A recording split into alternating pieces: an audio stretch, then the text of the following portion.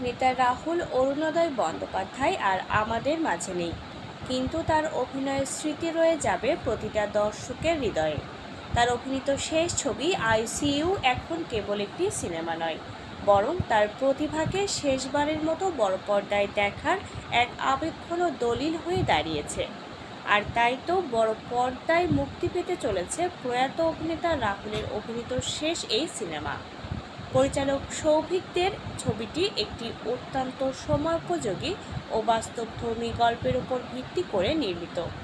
ছবির মূল কেন্দ্রে রয়েছে তিন যুবক, যারা তাদের বাড়িওয়ালার হাত থেকে বাঁচতে একটি মজার ছলে প্রাঙ্ক বা কৌতুক করে। কিন্তু সেই ছোট ঘটনাটি অপ্রত্যাশিতভাবে সোশ্যাল মিডিয়ায় ভাইরাল হয়ে যায়।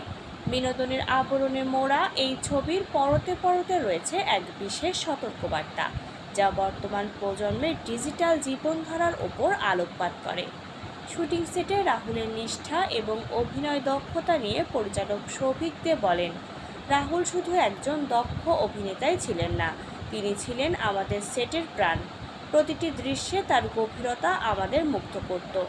আজ তিনি নেই, কিন্তু এই ছবির প্রতিটি ফ্রেম তার উপস্থিতির কথা মনে করিয়ে দেবে। সহকর্মীদের কাছে রাহুল ছিলেন একজন নির্ভরযোগ্য পথপ্রদর্শক। সেটের আড্ডা থেকে শুরু করে কাজের মুহূর্ত, সবখানেই তার ইতিবাচক শক্তি পুরো ইউনিটকে উজ্জীবিত রাখত। নির্মাতা আরও জানান, ছবিটির ডাবিং চলাকালীন রাহুল হেসে বলেছিলেন, এটা হয়তো আমার শেষ ছবি। তখন সেই কথাটিকে নিছক রসিকতা মনে করে উড়িয়ে দিলেও আজ তা এক নির্মম বাস্তবতায় পরিণত হয়েছে।